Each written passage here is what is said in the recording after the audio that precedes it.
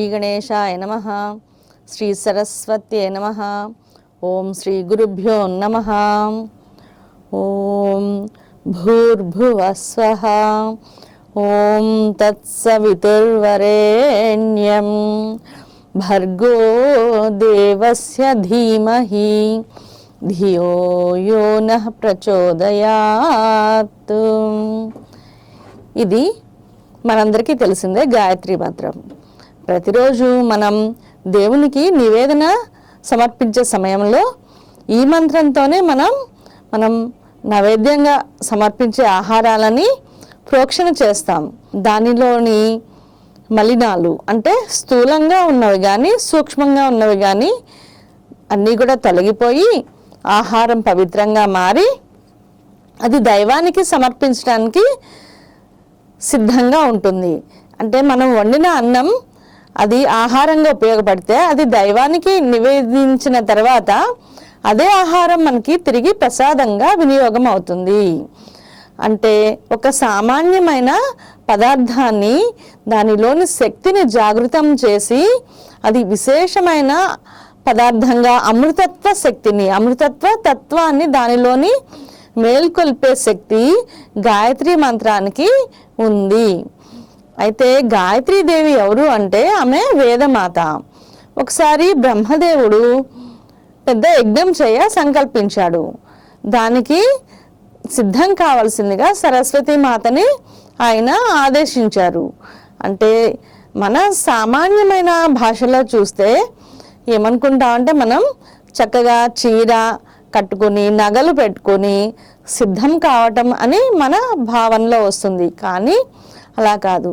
ఆ బ్రహ్మదేవునితో కూడా యజ్ఞం చేయటానికి కావలసిన మంత్రశక్తిని ఆ యొక్క అర్హతని సంపాదించాలంటే ఎంతో సాధన చేయవలసి ఉంటుంది.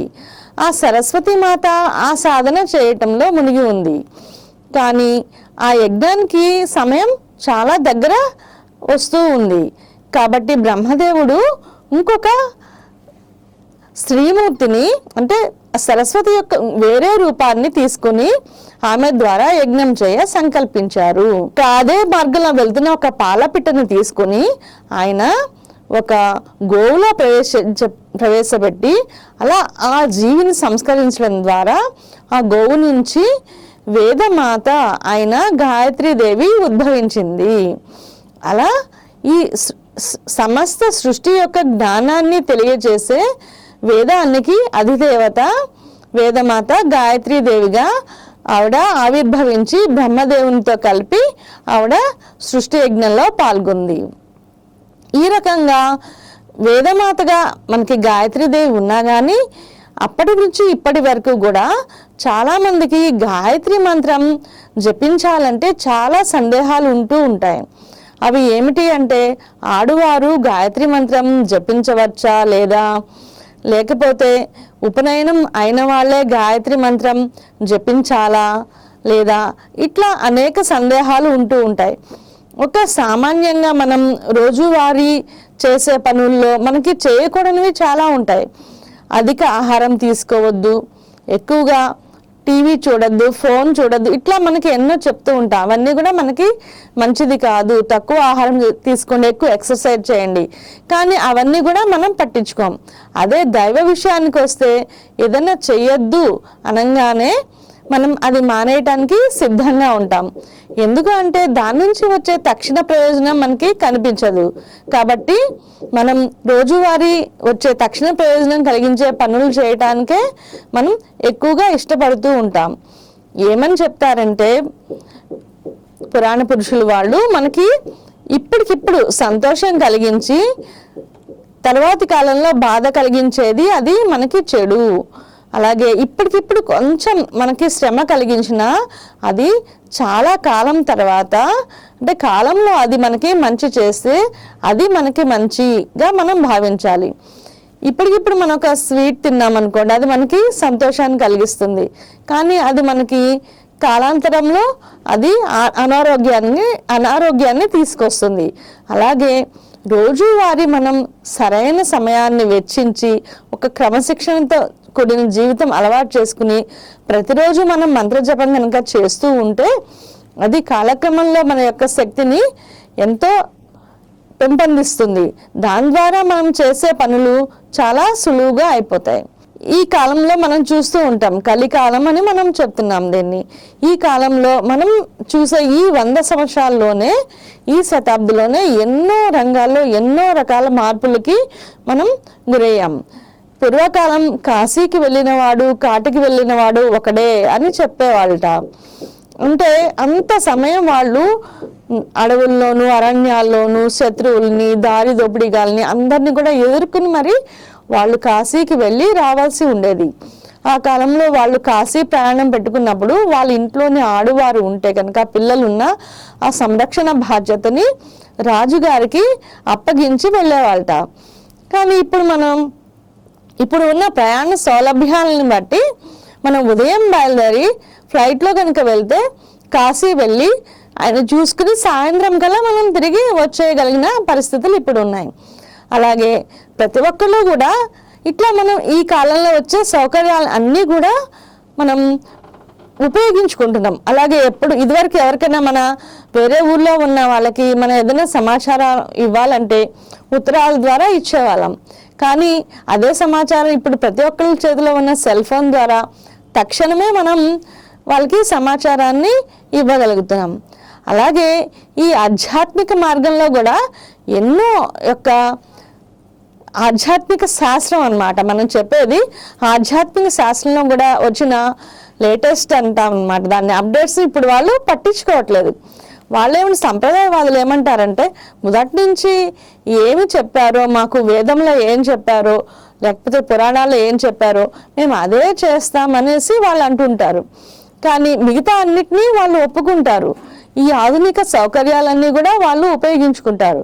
కానీ ఈ ఆధ్యాత్మికంగా ఇప్పుడు వచ్చిన విప్లవాన్ని మాత్రం వాళ్ళు నిర్లక్ష్యం చేస్తున్నారు అన్నమాట. ఎందుకంటే మనం జీవితాన్ని సుగమం చేయటానికే ఇవన్నీ కూడా మనకి ఇవ్వబడింది. ఎవరైనా మన తల్లిదండ్రులు 1 కోటి రూపాయలుకి కొంచెం 1 లక్ష తక్కువగా సంపాదించి మన కోసం ఇచ్చి వెళ్ళారనుకోండి, ఇప్పుడు ఆ పిల్లలు 1 లక్ష రూపాయలు సంపాదించినంత మాత్రానే అతను కోటీశ్వరుడు అవుతాడు. అలాగే మన పూర్వీకులు అంటే గాయత్రి మంత్రాన్ని దర్శించిన వాళ్ళు ఎందరో ఉన్నారు.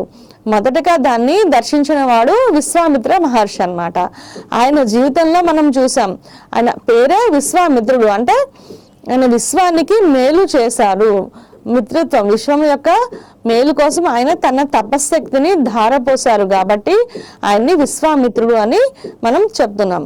అలాగే శ్రీరామచంద్రుడిని అంత అస్త్ర శస్త్రాలలో ప్రావీణ్యుడిగా తీర్చిదిద్ది తన తపశక్తిని ధారపోసి అతి బల అనే విద్యల్ని ఇచ్చి రాక్షస సంహారం చేయటంలో తన పాత్రని పోషించిన వాడు విశ్వామిత్రుడు కదా.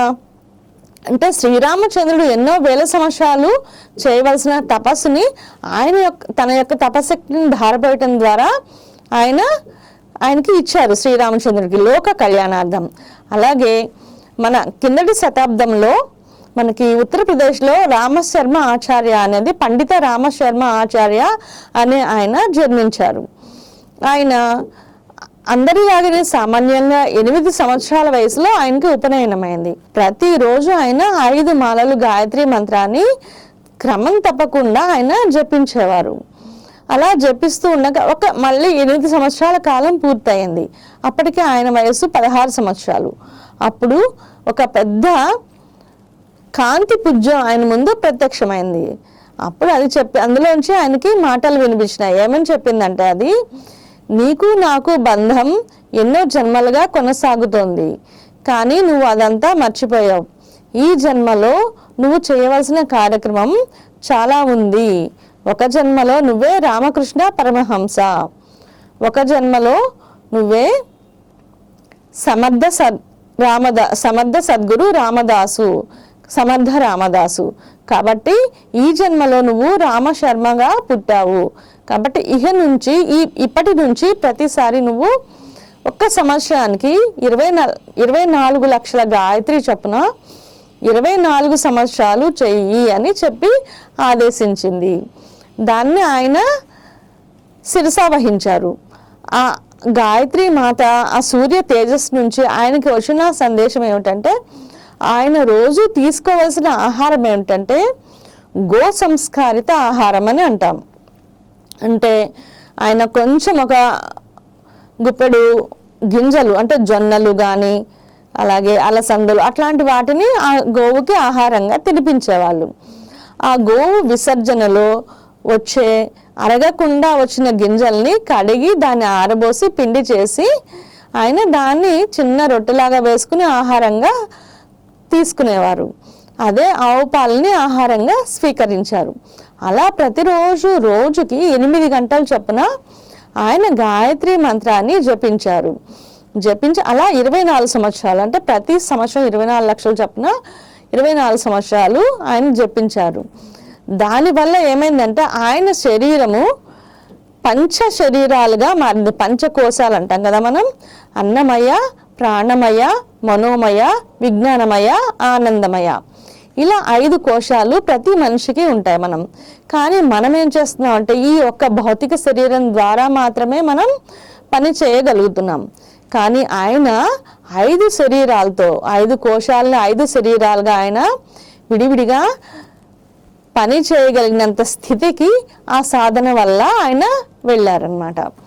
కాబట్టి ఆయన ఇచ్చారు, నేను చెప్తున్నాను, నేను ఇంత సాధన చేసి ఇప్పటి నుంచి ఈ గాయత్రి మంత్రం సార్వజనీనమైపోయింది, ప్రతి ఒక్కళ్ళు గాయత్రి మంత్ర సాధన చేసుకోవచ్చు అని ఎలా చెప్పగలిగానంటే ఆ గాయత్రి మాత యొక్క ఆదేశంతోనే నేను ఇది చేస్తున్నాను అని చెప్పారు.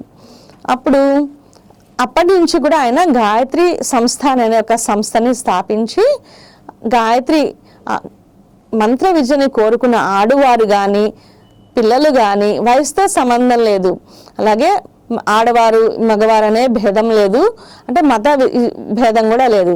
ఎందుకంటే దీంట్లో గాయత్రి మంత్రం యొక్క అర్థం ఏమిటి అంటే ధియో యోనః ప్రచోదయాత్ అని చెప్తాం. అంటే మన బుద్ధులని ప్రేరేపించు అని. ఆ బుద్ధి అనేది ఇప్పుడు ప్రతి ఒక్కరికి అవసరమే కదా. మనం పూర్వకాలం అంటే ఇంట్లో ఒక్కళ్ళు కష్టపడితే మిగతా అందరూ కూడా ఆయన మీద ఆధారపడి, ఇంటి యజమాని మీద ఆధారపడి బ్రతికేవాళ్ళు. కానీ ఇప్పుడు అలా కాదు. ప్రతి ఒక్క స్త్రీ కానీ ప్రతి పురుషుడు ప్రతి ఒక్కళ్ళు కూడా విద్య నేర్చుకుని దాని ద్వారా వాళ్ళ జీవితాన్ని, లౌకిక జీవితాన్ని వాళ్ళు సాధించగలుగుతున్నారు. అంతేకాకుండా ఆధ్యాత్మిక శక్తికి కూడా అనేది బుద్ధి అనేది విచక్షణ జ్ఞానం అనేది కూడా చాలా అవసరం. కాబట్టి గాయత్రి మంత్రం అనేది ఇప్పుడు ప్రతి ఒక్కళ్ళు కూడా తప్పనిసరిగా చేయవలసి ఉంటుంది. అలాగే ఇప్పుడు చూడండి, గవర్నమెంట్ ఎంప్లాయీస్ ఇదివరకు 100% వాళ్ళు పర్మనెంట్ ఎంప్లాయీస్ ఉండేవాళ్ళు. వాళ్ళకి ఏంటంటే ఒక నిర్దిష్టమైన జీతం ఉంటుంది, అలాగే రిటైర్ అయ్యాక పెన్షన్ ఉంటుంది. కాబట్టి వాళ్ళు ఏం చేస్తున్నారంటే వాళ్ళ పనిలో వాళ్ళు నిర్లక్ష్యాన్ని వహిస్తున్నారు. అందువల్ల ఏమవుతుందంటే గవర్నమెంట్ పని అయితే జరగట్లేదు, వాళ్ళ జీతాలు మాత్రం వాళ్ళకి ముడుతున్నాయి. కాబట్టి ఇప్పుడు గవర్నమెంట్ ఏం చేస్తుందంటే కాంట్రాక్ట్ ఎంప్లాయీస్ అని తీసుకుంటుంది. అంటే పని ఉన్నప్పుడు వాళ్ళని తీసుకుంటారు, పని లేనప్పుడు తీసేస్తారు. కానీ పని ఏం చేస్తున్నారు, గవర్నమెంట్ ఎంప్లాయీస్ చేయట్లేదు కాబట్టి వేరే వాళ్ళ ద్వారా చేసుకుంటున్నారు. అంటే ఈ మన లౌకిక ప్రపంచంలోనే మనం గనక మన పని ఒకళ్ళు చేస్తే వాళ్ళ ద్వారా చేస్తాం, వాళ్ళు కనుక చేయకపోతే వేరే వాళ్ళ ద్వారా చేయించుకుంటున్నాం కదా. అలాగే అర్జునుడికి కృష్ణుడు కూడా భగవద్గీతలో చెప్పాడనమాట. అర్జునుడు వీళ్ళని నేను చంపలేను, వీళ్ళ ఈ పాపపు సొమ్ము నేను తినలేను అని చెప్పి అడుగుతాడు. అడిగితే శ్రీకృష్ణ పరమాత్మ ఏమని చెప్పాడంటే వీళ్ళందరూ ముందే చంపబడ్డారు, ఆల్రెడీ కాలంలో వీళ్ళందరూ కూడా చంపబడ్డారు. నువ్వు చంపితే ఆ కీర్తి నీకు వస్తుంది, లేదంటే కనుక అది వేరొకరి ద్వారా చేయబడుతుంది ఆ పని అని. మనం కూడా చూస్తున్నాం కదండి, ప్రతి ఒక్కళ్ళము అంతే. మన ద్వారా ఒక పని కనుక అవ్వాల్సినప్పుడు అది ఒకరి ద్వారా అయితే వాళ్ళ ద్వారా చేయించుకుంటాం, లేకపోతే వేరే వాళ్ళ ద్వారా చేయించుకుంటాం. అలాగే ఈ సృష్టిలో చాతుర్వర్ణాలు అని ఉన్నప్పుడు బ్రాహ్మణులు మాత్రమే ఆ గాయత్రి మంత్రాన్ని చదివే అధికారం ఉందని వాళ్ళు మాత్రమే చేసేవాళ్ళు. అలాగే క్షత్రియులు అనే వాళ్ళు ఏం చేసేవాళ్ళంటే రాజ్య పాలన చూసుకునేవాళ్ళు, రక్షణ భారాన్ని చూసుకునేవాళ్ళు. కానీ ఈ కాలంలో ఏమైంది, అందరూ కూడా వాళ్ళ వాళ్ళ అంటే పుట్టుక నుంచి వచ్చే దాన్ని వాళ్ళు ఇదొక మాది కర్తవ్యంగా వాళ్ళందరూ చేయటలేదు. అప్పుడు ఏం చేస్తుందంటే ఆ సృష్టి ఆ పనిని వేరే వాళ్ళ ద్వారా చేయిస్తుంది. అలా ప్రతి వర్ణంలో కూడా క్షత్రియులుగా పుట్టిన వాళ్ళు మాత్రమే రాజులు అవటలేదు. కాబట్టి అప్పుడు ఏం చేస్తుందంటే రాజులు అయిన వాళ్ళు క్షత్రియ ధర్మాన్ని వాళ్ళు నిర్వర్తిస్తూ ఉంటారనమాట. అలాగే బ్రాహ్మణులుగా పుట్టిన జన్మన జాయతే శూద్రః సంస్కారాత్ ద్విజముచ్యతే అని మనం చెప్పుకుంటాం. అంటే ఏంటంటే పుట్టుకతో ప్రతి ఒక్కళ్ళు కూడా శూద్ర జన్మనే తీసుకున్న, అంటే భౌతిక శరీరం మాత్రమే వాళ్ళకి వస్తుంది. కానీ వాళ్ళ సంస్కారం మానసికంగా వాళ్ళు నేర్చుకునే విద్య అంటే బ్రహ్మ విద్య బ్రహ్మైవ భవతి అంట. బ్రహ్మ విద్యని ఆత్మజ్ఞానాన్ని ఎవరైతే తెలుసుకున్నారో వాళ్ళే బ్రాహ్మణుడు అన్నమాట. కాబట్టి ఆ గాయత్రి మంత్రం వాళ్ళు చదవాల్సింది వాళ్ళు చదవట్లేదు, అంటే వాళ్ళ విధిని కర్తవ్యాన్ని వాళ్ళు చేయట్లేదు. కాబట్టి ఆ సృష్టి అదే పనిని వేరే వాళ్ళతో చేయించుకుంటోంది అని మనం అర్థం చేసుకోవచ్చు. మన సనాతన ధర్మంలో, మన ఆధ్యాత్మిక శాస్త్రంలో మనం చెప్పే ప్రతిదీ కూడా ఎలా ఉంటుందంటే సృష్టిలో ఉన్న ధర్మాలనే ఆధారంగా చేసుకుని మనం ప్రతిదీ కూడా చెప్తూ ఉంటాయి. మన వేదం కానీ పురాణాలు కానీ సృష్టిలో ఉన్న వాటినే చెప్తాయి. అది సొంతంగా అనేది చెప్పడం అనేది జరగదు. సృష్టి ధర్మాలే ఒక విజ్ఞానంగా చెప్తాయి. అలాగే గాయత్రి మాతని మనం చూసుకుంటే కనుక గాయత్రి మాతకి మనం 5 ముఖాలు అని అంటాం అన్నమాట. 5 ముఖాలు అనేవి అది పంచభూతాలకి ప్రతీకగా మనం చెప్తూ ఉంటాం. అది ఆకాశము, ఆకాశము సృష్టి ప్రారంభంలో ఉన్నది ఏంటి అంటే ఆకాశం. ఆకాశం అంటే ఏంటి అంటే అవకాశం ఇచ్చేది ఆకాశం అంట, అంటే స్పేస్ అన్నమాట. అంటే ఖాళీ ప్రదేశము, చోటు అది ఉండాలి కదా, అది ఉంటేనే కదా సృష్టి అనేది ప్రారంభమయ్యేది. అలా ఆకాశం నుంచి వాయువు, అలాగే వాయువు నుంచి అగ్ని, అగ్ని నుంచి జలము, జలము నుంచి పృథివీ, ఇవన్నీ కూడా ఏర్పడ్డాయి. దాన్నే మనకి పంచకోశాలుగా కలిగి ఉన్నాయన్నమాట. అదే గాయత్రి మాత యొక్క 5 ముఖాలు. ఆవిడ ఎక్కడ కూర్చుని ఉంటుంది అంటే కనుక తామర పువ్వులో కూర్చుని ఉంటుంది అని మనం చెప్తాం. తామర పువ్వు అనేది సృష్టి యొక్క విస్తరణకి సంకేతం అన్నమాట.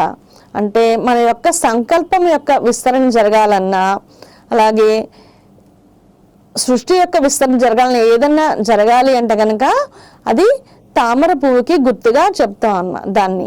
అయితే మనలో కూడా చక్రాలు ఉన్నాయి.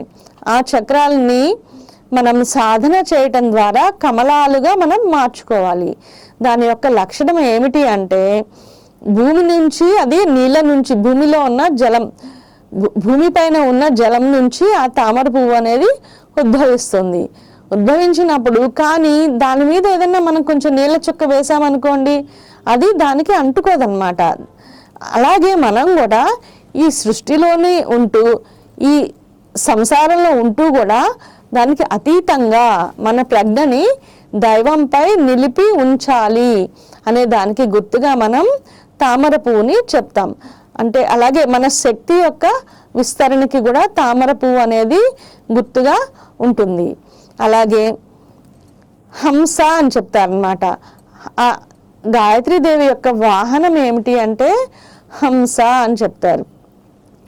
హంస అంటే మనం శ్వాస అని చెప్పుకోవాలన్నమాట. అంటే ప్రతి జీవికి కూడా మనకి దగ్గరగా ఉండేది ఏమిటి అంటే శ్వాసే కదా. మనం పుట్టాము అంటే గుర్తు ఏంటంటే మనిషి, జీవుడు జన్మించాడు అంటే దానికి గుర్తు శ్వాసని తీసుకోవటం. అలాగే అతను శ్వాసని, చివరి శ్వాస వదిలాడు అంట అనమాట. దాంతో అతని యొక్క ఈ భౌతికమైన జీవితం అనేది ముగిసింది అని మనం అర్థం చేసుకుంటాం. ఆ శ్వాసని అధిష్ఠించి ఉంటుంది గాయత్రి మాత అని చెప్తూ ఉంటారు. అందుకే శ్వాసని కూడా హంస అని మనం పిలుస్తూ ఉంటాం. మన శ్వాసలో సహజంగా కూడా మనకి ఒక గాయత్రి మంత్రం నడుస్తూ ఉంటుందన్నమాట. సోహం అనే గాయత్రి, అజప గాయత్రి అని దాన్ని మనం అంటూ ఉంటాం. సోహం అని మనం దాన్ని లోపలికి సో అని బయటికి హమ్ అని వదులుతూ ఉంటాం అన్నమాట. హంసాయ విద్మహే పరమహంసాయ ధీమహి అని దాన్ని మనం తన్నో హంసః ప్రచోదయాత్ అని ఆ శ్వాసనే మనం దైవంగా భావిస్తాం, ప్రాణంగా భావిస్తాం అన్నమాట. అంటే శ్వాస నుంచే కూడా మనకి ప్రాణశక్తి అనేది వస్తూ ఉంటుంది. అలా ప్రాణమయ కోశం యొక్క ఆకాశం నుంచి ప్రాణమయ కోశం వాయువు కదా, ఆ ప్రాణమయ కోశానికి ఆ వాయువు యొక్క శక్తి మనకి ఎంతో ఉపయోగపడుతుంది. అక్కడి నుంచి అగ్ని అంటే సృష్టిలో మొదటి అగ్ని మనకి తెలిసిన వరకు మన బ్రహ్మాండంలో సూర్యుడు నుంచే కదా మిగతా గ్రహాలన్నీ ఉన్నాయి. అలాగే మనలో కూడా అగ్ని ఉంది. మణిపూర చక్రంలో కూడా సూర్యుడి యొక్క శక్తి ఉంటుంది. అలాగే మన యొక్క గుండెలో కూడా సూర్యుని యొక్క శక్తి ఉంటుంది. అలాగే మనిషి యొక్క కుడి కంటిలో కూడా సూర్యుని యొక్క శక్తి ఉంటుంది. అంటే మనలోని అగ్నిని ప్రజ్వలింప చేసుకోవాలన్నా కూడా మన యొక్క జీవాత్మని, మన చైతన్యాన్ని పరమాత్మలో విలీనం చేయాలన్నా కూడా వీటన్నిటికీ కూడా గాయత్రీ దేవి యొక్క శక్తి, ఆ మంత్రం అనేవి మనకి ఉపయోగపడతాయి. అలాగే అగ్ని తర్వాత జలము అంటే మనం ఎలా చూస్తామంటే సూర్య నారాయణుడు అని అంటాం అన్నమాట. అంటే ఏంటి, జలము అంటే కూడా అది కూడా ప్రాణశక్తి, కాస్మిక్ ఎనర్జీ అని మనం చెప్తాం. నారాయణమూర్తి ఎక్కడున్నాడు అంటే జలంలో పవలించి ఉన్నాడు, వటపత్ర సాయి అని చెప్తాం. అంటే ఆకాశంలో జలం ఎక్కడుందండి అంటే అది కాస్మిక్ ఎనర్జీ అన్నమాట. ఎనర్జీ ఫీల్డ్లోనే ఆయన విశ్వకుండలి మీద శయనించి ఉన్నాడు అని చెప్తాం. సృష్టికి ముందు ఆ నారాయణుడు మేలుకున్న తర్వాత మాత్రమే ఆ సృష్టి అనేది మొదలవుతుంది. నారాయణుడు తర్వాత ఆయన నాభి కమలం నుంచి వచ్చిన బ్రహ్మదేవుడు ఈ సృష్టికి మూల కారణం అయ్యాడు. కాబట్టి మనం ఆ గాయత్రి మంత్ర ఉపాసన ద్వారా సూర్యనారాయణ యొక్క శక్తిని మనం గ్రహించగలుగుతాం. అలాగే కాస్మిక్ ఎనర్జీని కూడా మనం చాలా చక్కగా గ్రహించగలుగుతాం. అంటే మనం ఈ సృష్టికి మొత్తానికి మూలం ఏమిటి అంటే ఎనర్జీ కదండి. ఆకాశం నుంచి వాయువు నుంచి అగ్ని నుంచి జలము మరియు ఎనర్జీ. జీవము అనే మాట ఎలా వచ్చిందంటే అది జలం నుంచి వచ్చిందన్నమాట. మనం ఆ జలం మీద మనం ఆధారపడి ఉంటాం. జీవుడు అనేవాడు కూడా ఆ జలం ద్వారా, మనం తీసుకునే జలం ద్వారానే మనలోనికి ప్రవేశిస్తాడు అని మనం చెప్తూ ఉంటాం. తినే ఆహారం కన్నా కూడా జలం ద్వారా ప్రవేశిస్తాడు అని చెప్తూ ఉంటారు. అందుకే పిల్లలు కావలసిన భార్యాభర్త ఎవరైనా ఉంటే వాళ్ళు తీర్థయాత్రలు చేయండి అని చెప్తారు. తీర్థయాత్రలు చేసి పుణ్యనదుల్లో స్నానం చేసి ద్వారా వాళ్ళు ఒక ఉత్తమమైన సంస్కారం కల జీవులకి వాళ్ళు తల్లిదండ్రులుగా ఉండగలుగుతారు అని మన ఆధ్యాత్మిక శాస్త్రం అనేది మనకి బోధించింది. అలాగే భౌతిక ప్రపంచంలో ఈ భూమి కూడా ఉంది కదా.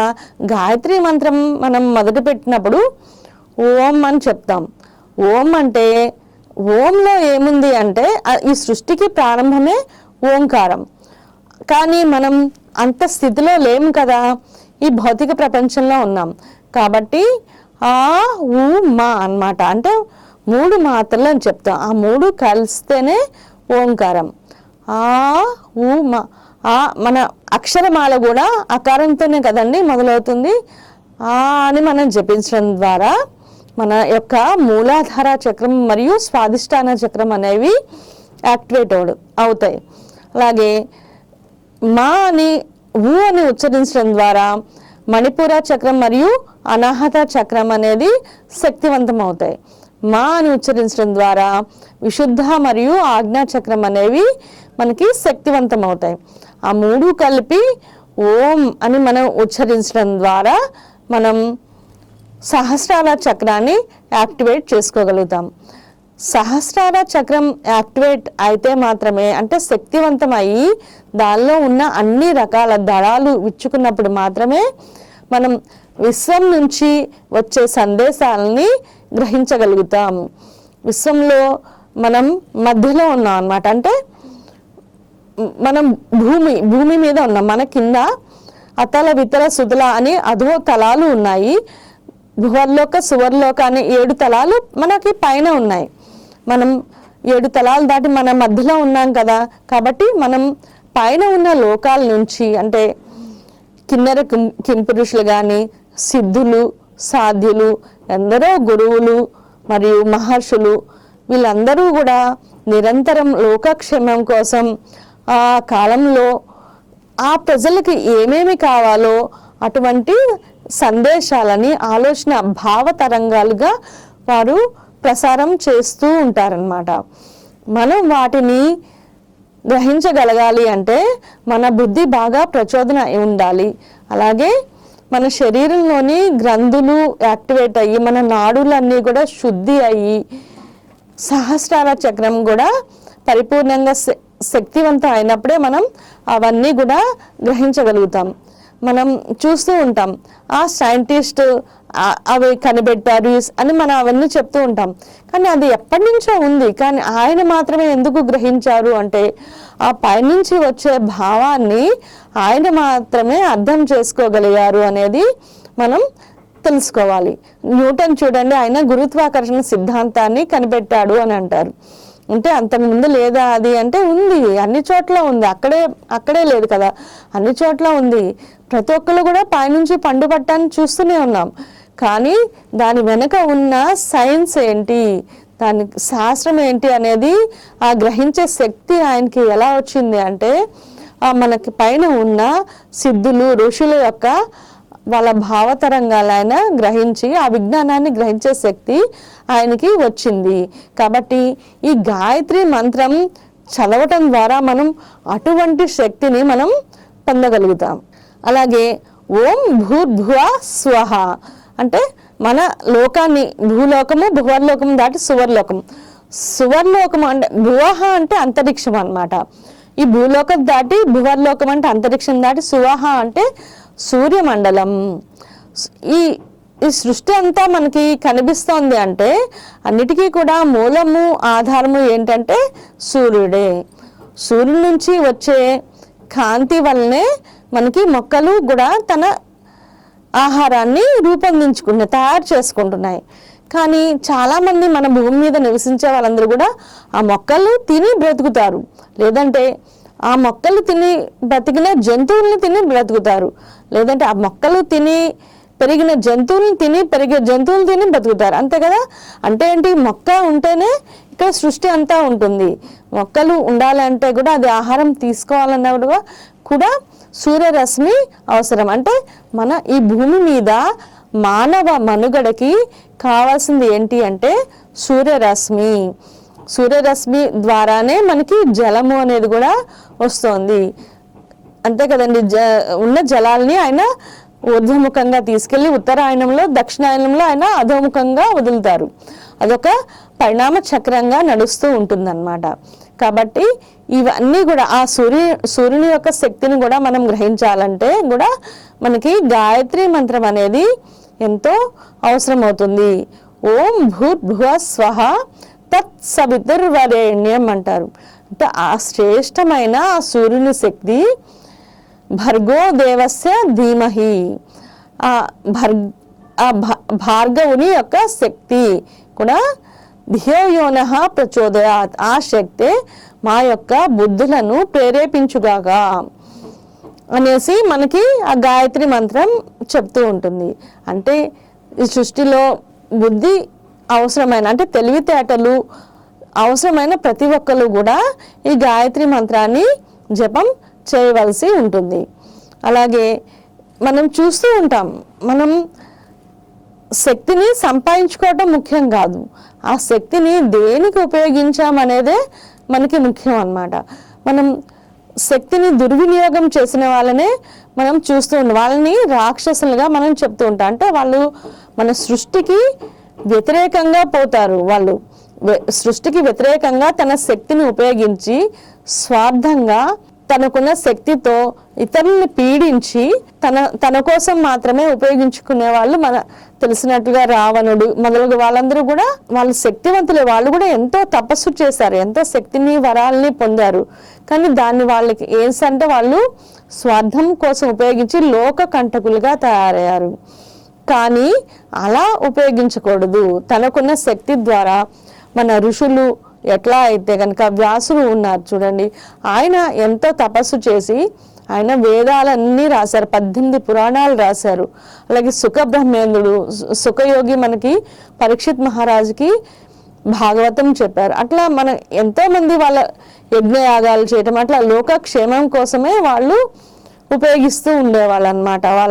అదే గౌతమ మహర్షి తన తపస్సు ద్వారా క్షామం వచ్చినప్పుడు ఏం చేశారంటే, రోజు ఆయన పంట వేసేవాళ్ళట.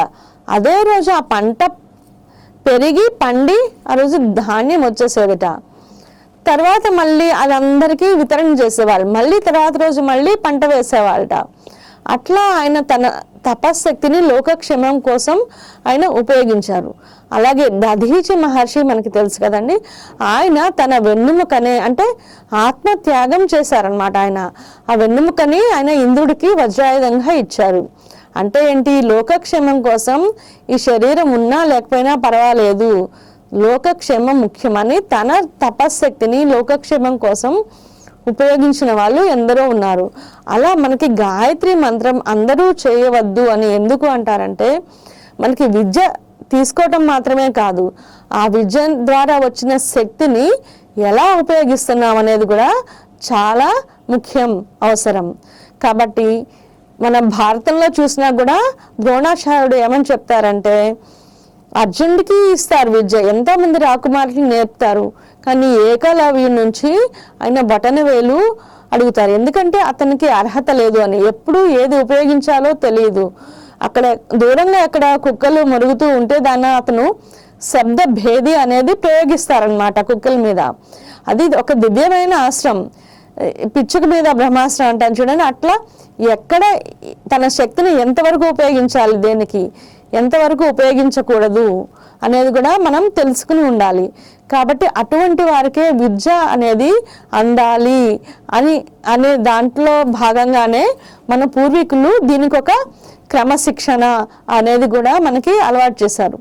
అదే అర్జునుడు చూడండి, ఆయనకి ఎన్నో అస్త్రశస్త్రాలు అన్నీ తెలుసు. ఒక పాశుపతాస్త్రం వేస్తేనే ఒక్క రోజులోనే కౌరవ సైన్యం మొత్తం కూడా బూడిద అయిపోయి ఉండేది. కానీ దానివల్ల లోకానికి కూడా ఎంతో హాని జరుగుతుంది. కాబట్టి ఆయన అలా ఉపయోగించలేదు కదా. అశ్వత్థామ కూడా బ్రహ్మశిరోనామకాస్త్రం అవి ఉపయోగించారు, కానీ దాన్ని ఉపసంహరించాడు, కానీ అర్జునుడు అవి ఉపయోగించలేదు. ఎందుకంటే మన శక్తిని ఉన్నా కానీ ఎక్కడ ఎంతవరకు ఏది ఉపయోగించాలో అది తెలిసిన వాళ్ళకే విద్య ఇస్తే ఆ విద్య అనేది లోకానికి ఉపయోగపడుతుంది. అలా కానప్పుడు ఆ విద్య అనేది వినాశనానికి దారితీస్తుంది. ఆ ఒక్క ఉద్దేశంతోనే ఈ గాయత్రి మంత్రాన్ని ఎన్నో మంత్రాల కన్నా కూడా 7 కోట్ల మహామంత్రాల్లో కూడా అత్యంత శక్తివంతమైనది గాయత్రి మంత్రం అని మనకి చెప్తూ ఉంటారనమాట. కాబట్టి అటువంటి శక్తివంతమైన మంత్రాన్ని కూడా వాళ్ళు ఒక నియంత్రణలో ఉంచారు, వీళ్ళకి అర్హత ఉన్న వాళ్ళకి మాత్రమే చెప్పాలి అని. కాబట్టి ఇప్పుడు వాళ్ళు కూడా అది ఇప్పుడు మన మానవ సమాజానికే అన్నమాట. అంటే భూమి యొక్క పరిణామ క్రమం కూడా మనం ఏం చెప్తారంటే, మనలోని కుండలిని అనేది 3.5 చుట్లు చుట్టుకుంది అనేసి చెప్తూ ఉంటారు. 3.5 చుట్లు అంటే ఏమిటి అంటే ఖనిజ యొక్క జగత్తు. మన జీవుడు ఖనిజ జగత్తుని లో పుడతాడు ముఖ్యంగా, ప్రథమంగా. తర్వాత రెండవగా వృక్ష జగత్తులో పుడతాడు అనమాట, అదొక 2వ చుట్టు. 3వగా జంతు జగత్తులో జన్మని తీసుకుంటాడు, అది 3వ చుట్టు. ఇప్పుడు మానవ జన్మని తీసుకున్నాడు. అంటే 3.5 చుట్లలో మనం ఉంది, మన కుండలిని అని చెప్తారు. అది పూర్తి అయ్యి మానవుడు మహనీయుడుగా అంటే ఒక దేవతగా రూపొందించవలసిన సమయం ఆసన్నమైంది.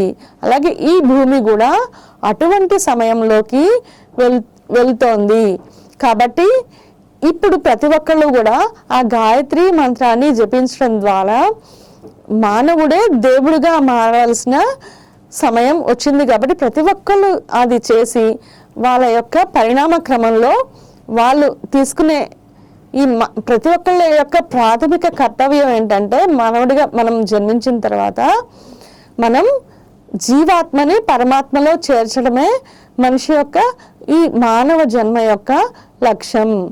కాబట్టి ప్రతి ఒక్కళ్ళు కూడా మన ఈ భూమి మీద మనకు అటువంటి సమయంలో అటువంటి జ్ఞానం ఉన్న ఈ భారతదేశంలో మన ఈ ధర్మంలో, సనాతన ధర్మంలో జన్మించటం మనందరికీ కూడా ఎంతో అదృష్టం అన్నమాట. ఎందుకు అంటే అదే ఈ ఆఫ్రికా అడవుల్లో పుట్టామనుకోండి, మనకి ఈ జ్ఞానం లభిస్తుందా?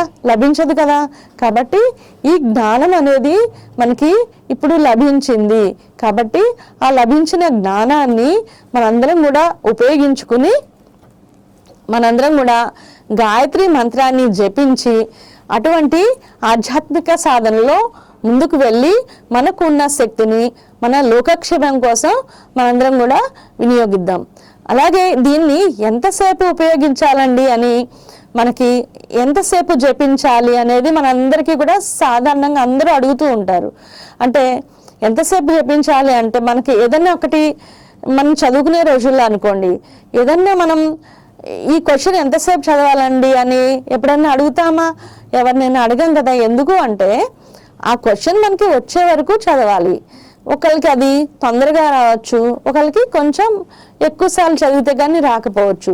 కాబట్టి తక్కువలో తక్కువగా 108 సార్లు కానీ 1000 సార్లు కానీ ప్రతిరోజు క్రమం తప్పకుండా చేస్తూ ఉంటే మన యొక్క పాపాలన్నీ కూడా పోతూ ఉంటాయట.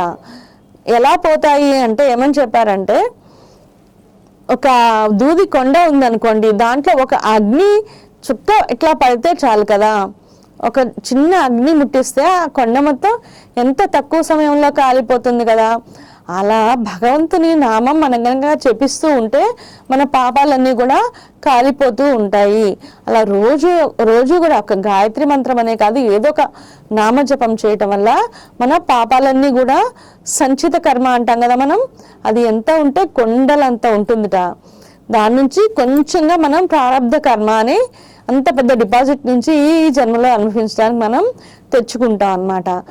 దాని నుంచి కూడా మనం లోకల్లో వ్యవహరించే తీరులో ఇంకా ఎక్కువ కర్మను చేసుకుంటూ ఉంటాంట. ఏమని చెప్తారంటే, ఒక కిలో, ఉదాహరణకి 1 కిలో కర్మని కనుక మనం ఉపయోగించుకుంటే, దాన్ని కరిగించుకుంటే ఇంకొక 10 కిలోలు తయారు చేసుకుంటాం అన్నట్లుగా సాధారణంగా మనుషులు వ్యవహరిస్తూ ఉంటారట. అలా కాకుండా మనం ప్రతిరోజు మనం ఎంత అవసరమైతే అంతవరకే వ్యవహారం చేసుకుంటూ, మనం భగవంతుని నామం జపించుకుంటూ గాయత్రి మంత్రాన్ని జపం చేసుకుంటూ అలా ఉన్నట్లయితే కనుక మన కర్మ అనేది తొలగిపోయి మనం ఆత్మజ్ఞానాన్ని పొందగలుగుతాం. కాబట్టి ప్రతి ఒక్కళ్ళు కూడా ఈ మంత్రాన్ని, గాయత్రి మంత్రాన్ని, మరియు లేదా ఇంకా వేరే ఏదైనా భగవన్నామైనా చేసుకోవచ్చు, లేదా గాయత్రి మంత్రాన్ని ముఖ్యంగా జపించుకుని ఆ ఆత్మజ్ఞానాన్ని పొంది లోకానికి ఉపయోగపడాలని కోరుకుంటున్నాను. శ్రీమాత్రే నమః.